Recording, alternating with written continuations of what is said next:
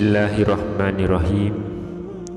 Assalamualaikum warahmatullahi wabarakatuh. Alhamdulillahirabbil alamin. Wassalatu wassalamu ala asrofil anbiya'i wal mursalin, nabiyyina wa habibina Muhammadin wa ala alihi wa sahbihi ajmain wa man tabi'ahu bi ihsanin ila yaumiddin. Allahumma sholli ala sayyidina Muhammad wa ala ali sayyidina Muhammad. Harapan dan doa saya semoga saudaraku semuanya selalu diberikan kesehatan, dilapangkan rezekinya, diampuni dosa-dosanya, dipanjangkan umurnya, dan semoga kita tidak mati kecuali mati dengan beriman dalam Islam. Dan sempatkanlah menuliskan sholawat di kolom komentar, insya Allah bisa menjadi bukti cinta kita kepada Rasulullah Muhammad sallallahu alaihi wasallam. Semoga syafaat beliau bisa kita peroleh di akhirat kelak, amin ya rabbal alamin. Sahabat beriman yang dirahmati Allah, tidak semua anak dapat berbuat baik kepada orang tuanya, dan tidak sedikit pula yang durhaka terhadap mereka. Oleh karena itu, perlu kita ketahui hal-hal apa saja yang termasuk mendurhakai orang tua dan juga akibatnya. Apalagi dosa kepada kedua orang tua hampir sama besarnya dengan dosa menyekutukan Allah atau musyrik. Abu Bakrah berkata, Rasulullah bersabda, tidak ada dosa yang lebih pantas untuk disegerakan balasannya bagi para pelakunya di dunia ini, berikut dosa yang disimpan untuknya di akhirat, daripada perbuatan melampaui batas atau kezaliman dan memutus silaturahmi dengan orang tua dan kerabat. Hadis riwayat Abu Daud, Ibnu Majah, dan Tirmizi. Lantas apa saja perbuatan yang masuk dalam kategori durhaka kepada orang tua? Silahkan tonton video ini hingga selesai supaya semua informasi yang kami sampaikan bisa diterima secara lengkap, supaya tidak gagal paham insya Allah. Sahabat beriman yang dirahmati Allah, berikut ini bentuk-bentuk perbuatan yang termasuk durhaka seorang anak kepada ibunya atau kedua orang tuanya. Yang pertama, membelalakkan mata karena marah. Seorang anak tidak pantas mengemukakan kemarahannya kepada orang tua. Kemarahan seorang anak dapat menyakiti perasaan orang tua, dan itu berarti telah berbuat durhaka kepada mereka. Rasulullah bersabda, tidak termasuk berbakti kepada orang tua seseorang yang membelalakkan matanya karena marah. Hadis riwayat Tabrani. Kemudian yang kedua, berkata kasar dan membentaknya. Salah satu bentuk perbuatan durhaka kepada orang tua yang cukup berat adalah berkata kasar, membentak, dan mencaci makinya. Termasuk dosa besar adalah caci maki seorang anak laki-laki atau perempuan kepada kedua orang tuanya. Para sahabat bertanya, ya Rasulullah, adakah anak mencaci maki orang tuanya sendiri? Rasulullah bersabda, memaki-maki bapak seseorang itu sama saja memaki-maki bapaknya sendiri, dan memaki-maki ibu seseorang itu sama saja memaki-maki ibunya sendiri. Hadis riwayat Bukhari dan Muslim. Kemudian yang ketiga, membuatnya menangis dan bersedih. Jangan pernah seorang anak membuat orang tuanya menangis. Hal itu akan membuatnya terlaknat di hadapan Allah dan termasuk perbuatan durhaka terhadap orang tua. Rasulullah bersabda, siapa yang membuat orang tuanya menangis, ia durhaka kepadanya. Hadis riwayat Bukhari. Yang keempat, selalu menyusahkannya. Anak yang selalu menyusahkan orang tua juga termasuk durhaka kepadanya. Ali bin Abi Thalib memberitahukan bahwa Nabi Shallallahu Alaihi Wasallam pernah bersabda, barang siapa menyusahkan orang tuanya, berarti ia menyakiti mereka. Adapun beberapa tingkah laku anak yang sering menyusahkan orang tua, contohnya adalah tidak menjawab saat dipanggil, ataupun memberikan jawaban tapi ia tidak segera datang. Kemudian contoh yang kedua, menolak jika dimintai tolong, padahal sebenarnya kita bisa mengerjakannya dengan mudah. Atau misalnya mengabaikan nasihat orang tua yang masuk akal, yang tujuannya demi kebaikan anak itu sendiri, lalu meminta dibelikan sesuatu dengan cara memaksa. Yang berikutnya tidak peduli atau tidak memberikan perhatian. Lalu yang lain misalnya adalah membohongi orang tua, ataupun bentuk tingkah laku yang selalu menyusahkan, misalnya kita kikir terhadap orang tua. Orang tua telah banyak memberikan segalanya kepada kita, baik harta, pikiran, atau tenaga. Karena itu tidak pantas jika seorang anak menghitung-hitung masalah pemberian kepada orang tua, apalagi sampai kikir kepada mereka.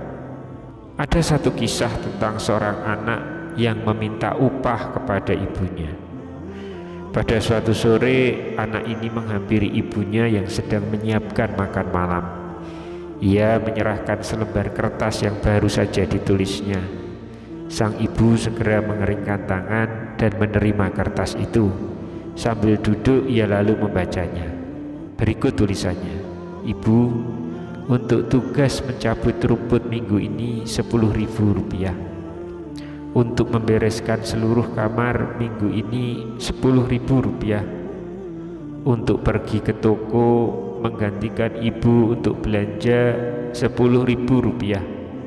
Untuk menjaga dan mengasuh adik saat ibu ke pasar 10.000 rupiah.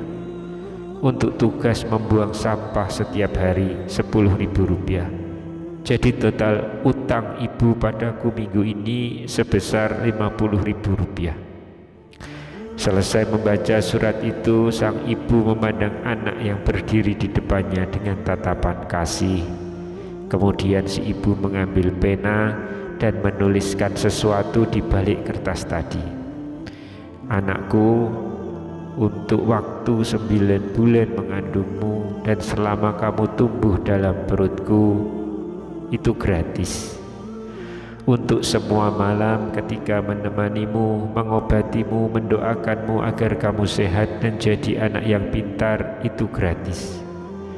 Untuk semua malam yang dipenuhi rasa takut dan rasa cemas di waktu yang akan datang, itu pun gratis.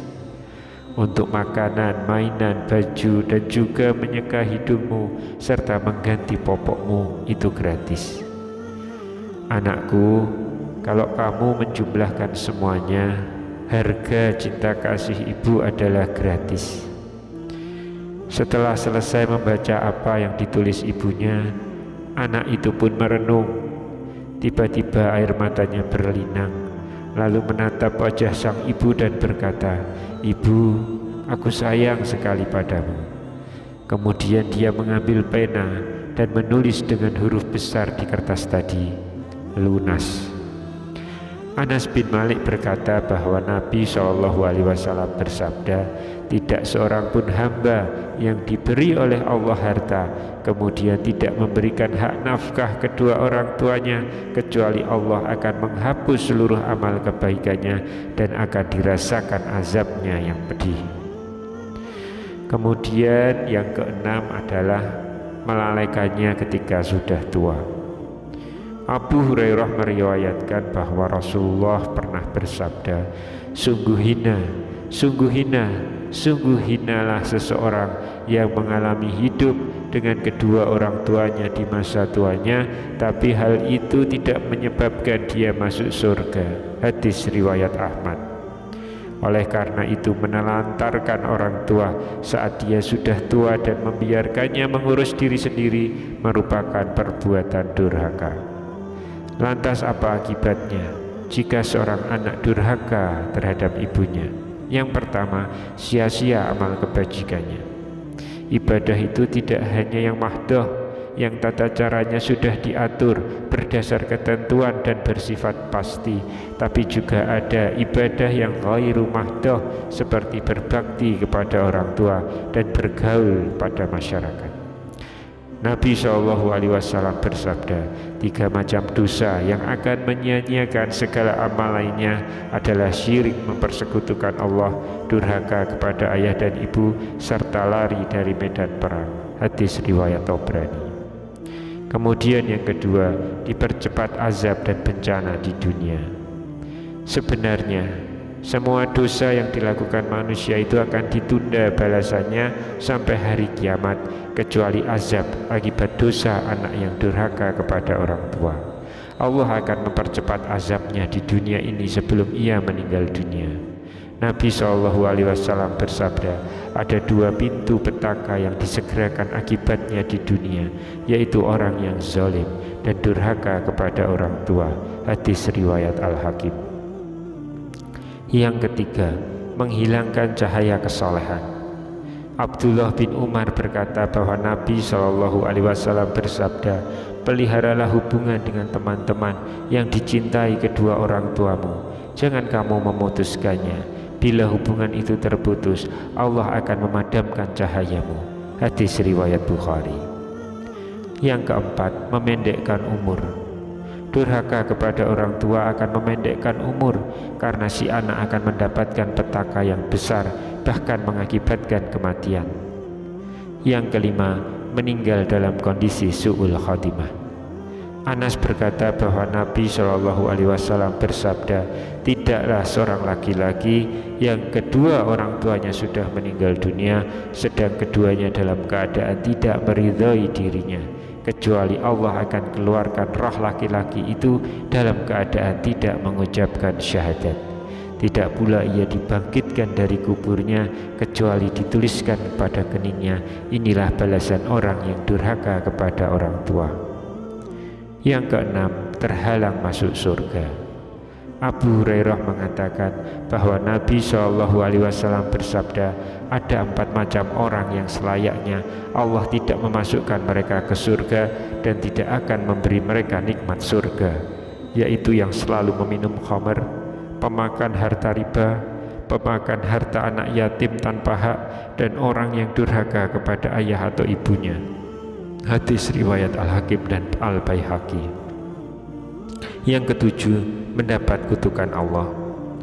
Hal ini bisa dijelaskan seperti dalam kisah Malin Kundang dan Kan'an putra Nabi Nuh, di mana langsung binasa ketika membantah orang tuanya. Itu karena mereka mendapat kutukan langsung dari Allah. Yang kedelapan, dijauhi Allah pada hari kiamat. Anak yang durhaka kepada orang tua pada hari kiamat akan dijauhi Allah, bahkan tidak akan diajak bicara sedikit pun. Sahal bin Mu'adz mengatakan bahwa Rasulullah SAW bersabda, ada segolongan manusia yang tidak akan diajak bicara oleh Allah Subhanahu wa Ta'ala pada hari kiamat, tidak dilihat, tidak dibersihkan, dan tidak pula disucikan. Para sahabat bertanya, siapakah mereka itu ya Rasulullah? Jawab Nabi, orang yang menjauhkan diri dari kedua orang tuanya dan yang mendapat limpahan kebajikan dari suatu kaum, tapi kemudian mengingkari kebajikan itu dan malah menjauhkan diri dari mereka. Hadis riwayat Ahmad dan Baihaqi.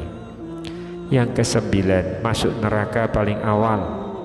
Ini adalah azab yang paling mengerikan yang diterima seorang anak yang durhaka kepada orang tuanya, yaitu dimasukkan ke dalam neraka paling awal dari yang lainnya. Anas bin Malik mengatakan bahwa Nabi SAW bersabda, ada 7 golongan yang pada hari kiamat tidak dipandang Allah, tidak dibersihkan, dan tidak dikumpulkan dengan umat manusia lainnya. Mereka juga akan dimasukkan ke neraka paling awal kecuali bertobat di dunia, sehingga Allah berkenan memberikan ampunan. Mereka itu adalah yang suka melakukan onani, homoseks, peminum khamar, memukul kedua orang tua sehingga mereka berteriak minta tolong, membuat keributan dengan tetangga hingga mereka melaknat, dan orang yang berzina dengan istri tetangganya. Hadis riwayat Baihaqi. Naudzubillahi min dzalik. Demikian beberapa akibat dan balasan bagi orang yang melakukan perbuatan durhaka kepada orang tua. Semoga kita semua terhindar dari hal-hal tersebut dan mendapatkan ridho dari orang tua kita. Wallahu a'lam bishawab. Subhanakallahumma wa bihamdika asyhadu alla ilaha illa anta astaghfiruka wa atubu ilaik. Demikian yang bisa saya bagikan di kesempatan kali ini. Semoga pembahasan ini dapat memberikan manfaat untuk kita semua. Amin ya rabbal alamin. Wassalamualaikum warahmatullahi wabarakatuh.